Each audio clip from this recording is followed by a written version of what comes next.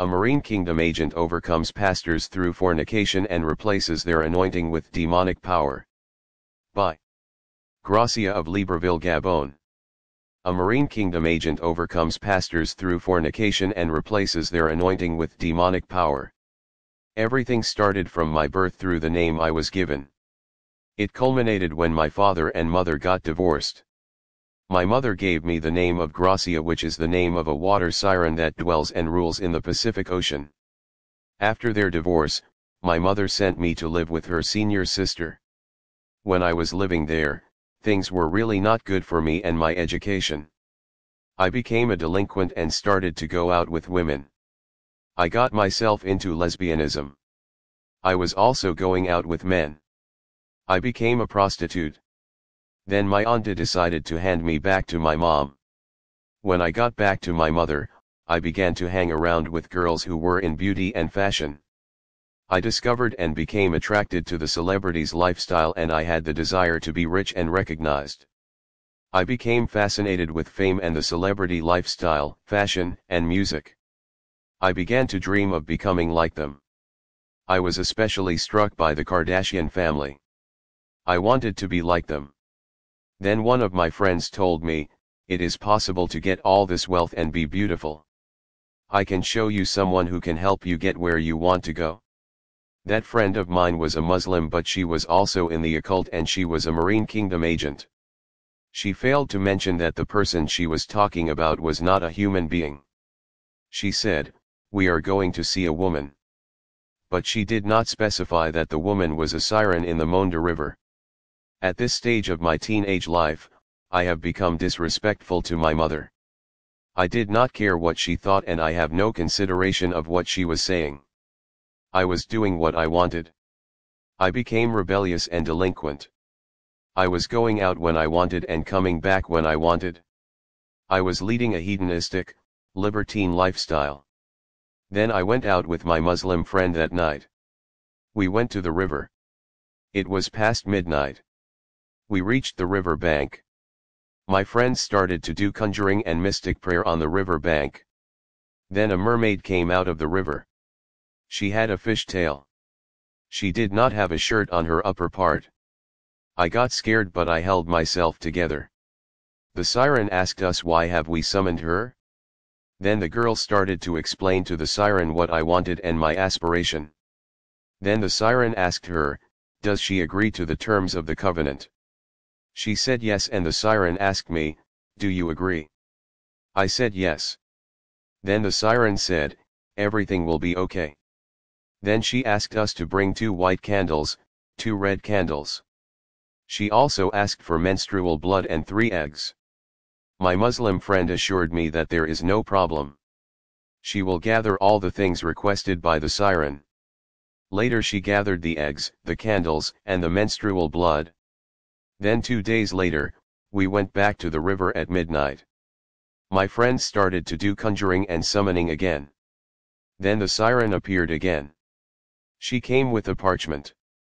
The terms and conditions of the covenant were already written in that parchment. She asked me to sign in. I told her that I do not have a pen to sign in.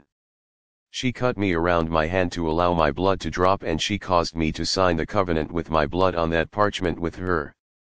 I still have the scar on my hand that I can show people. I put my name and signature on that parchment. Then we threw everything in the water, the eggs, the candles, the blood. Then the siren said, "It's done. The covenant is sealed now. Everything you want, we will give them to you." 2 weeks after the sealing of the covenant, the siren began to come to visit me at home, and we were going out in the city together. She took the shape of an ordinary human being. She was just like an ordinary woman, but with a lot of hair. She was coming in the daylight like a normal human being, as she is able to take any human shape, and she was coming like an African woman with a lot of hair, and no one would ever suspect that she was a marine entity. My mother thought that she was just one of my many friends.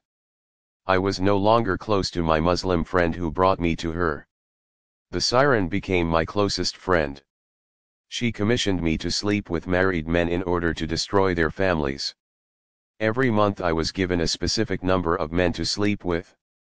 My parents were divorced when I was young. I did not like married men with families or couples who were together. I thought they didn't deserve to be together. I did not experience real family life. As a consequence of the divorce, I was affected psychologically, so I was jealous. I could not tolerate seeing a family together. I wanted to destroy families. My assignment was to sleep with married men, and once the sexual contact happened, I would then control their hearts. I would turn their hearts against their wives. They will not tolerate their wives. They will perceive their wives to be old and ugly, and that will cause these men to divorce them. These men would be filled with feelings of rejection for their wives. I managed to break up 22 families as a result of my assignments. I could sleep with 15 different men per day. In the beginning, it was okay. Later I felt like I was a prostitute. During that period, my relation with my mother was non-existent because I felt rejected by her. I really hated her. As I was holding hatred and grudges against her, I stopped my studies. I was no longer living with her. One of the married men I was going out with was renting a room for me. And in that very room, I was bringing other married men. Even if one of them catches me in the act, I was capable of mastering their spirit and dominating them. In the meantime, my mother did not know where I was living. She could not find me. She started looking for me. She did a wanted poster. Later she managed to find me. Then we moved to another city. My auntie took me to this new city away from friends so that I can continue my studies, but my heart was somewhere else. In this new city, I began to hear stories about a powerful mermaid. I developed a diabolical curiosity. I wanted to know mysterious things. I decided in my heart that I must meet this mermaid. I went to the riverbank in the night. I did conjuring and summoning prayer.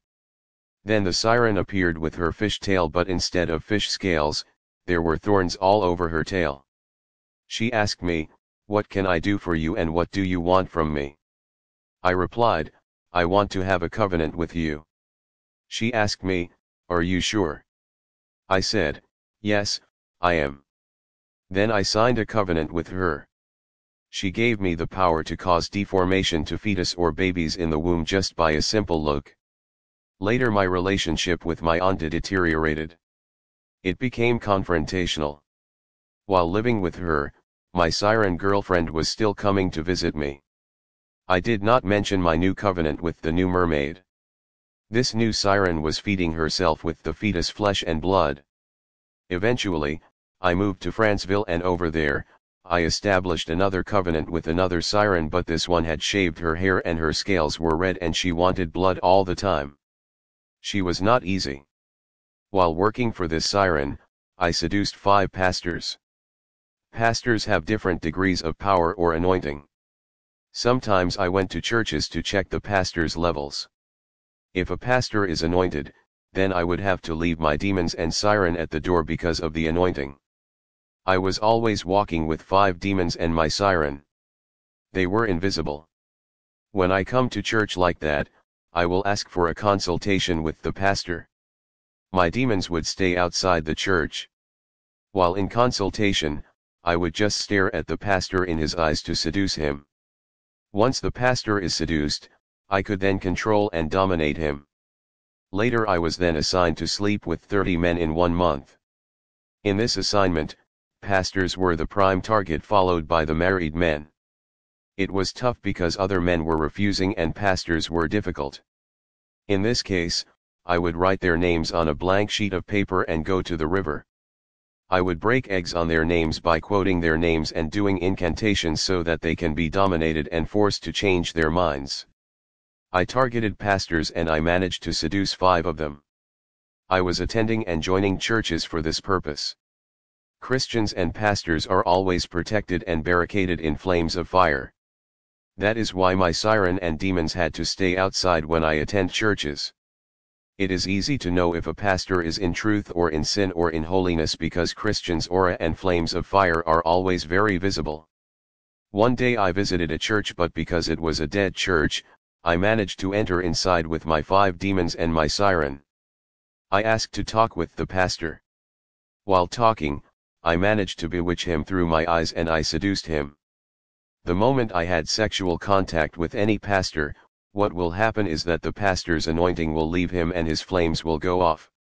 As a result, he will come under my manipulation. I will replace his anointing with demonic power. The pastor will not realize it.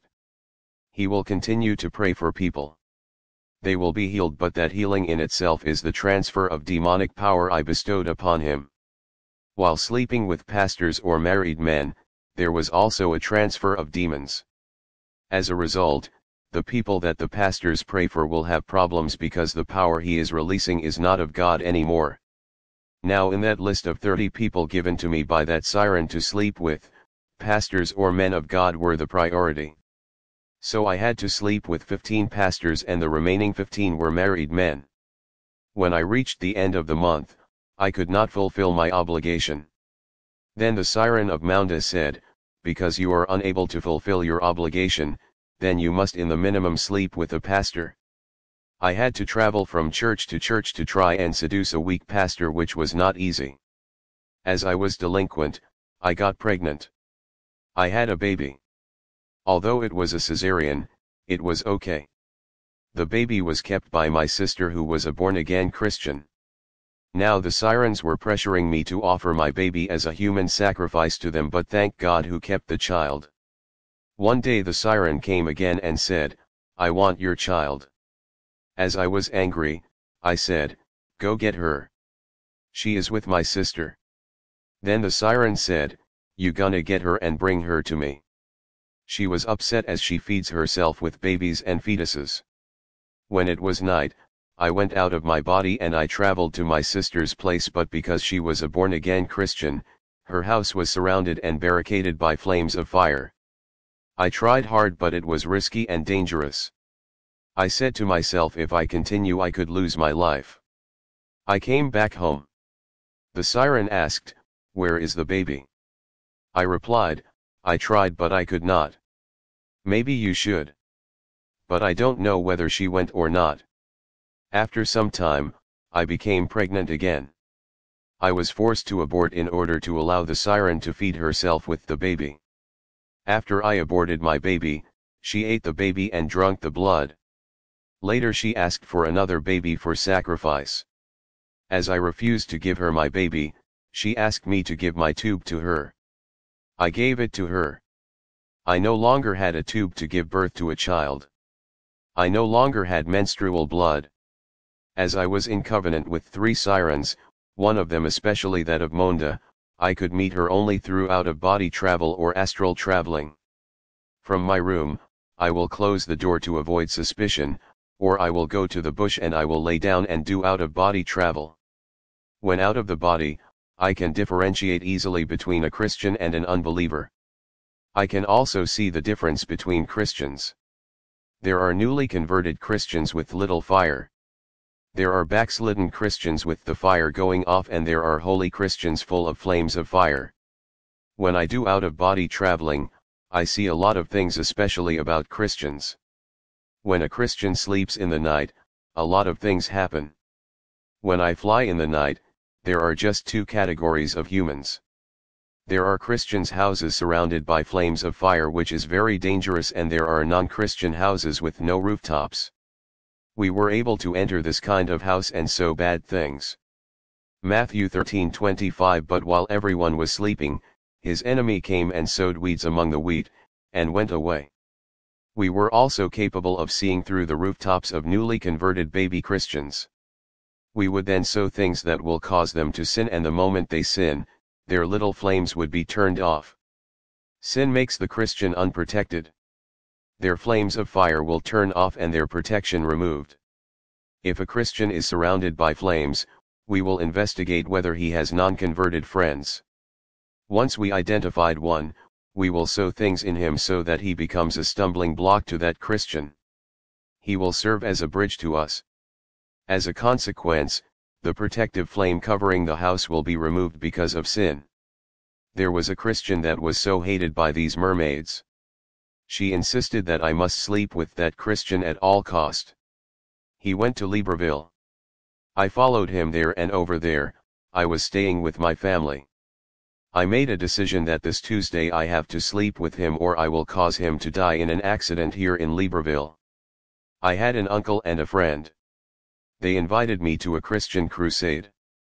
At this stage of my life, I was tired of the occult and its restrictions, but I was afraid. I knew that my life was on the line if I break the law. I decided to attend the Christian crusade. I said to myself, this is an opportunity to seduce Christians. I came and entered the church building with my demons instead of leaving them outside, as I thought there was no power and no anointing. Now when the pastor was preaching, I noticed that the demons who were walking with me were leaving one by one. And the more the pastor preached, the more I felt something setting me free. There was anointing covering me. I found myself in front of the church altar. Then God showed the pastor that there was a water siren in the church. This was the beginning of the conversion process. The following day I was baptized with water. It was a very long and hard process because these sirens continued to appear to me.